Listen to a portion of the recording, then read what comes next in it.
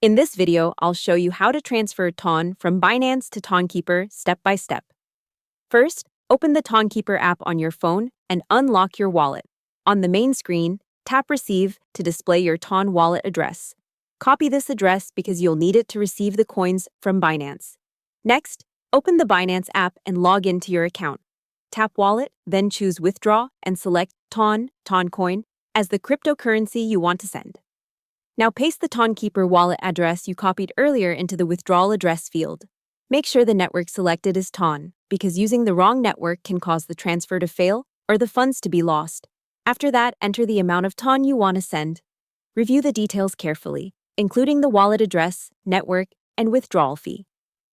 When everything looks correct, confirm the withdrawal and complete any required security verification. Once the transaction is processed, the TON will appear in your Tonkeeper wallet balance after the blockchain confirmation. Hope the tutorial was helpful. Subscribe to my channel and see you in the next video.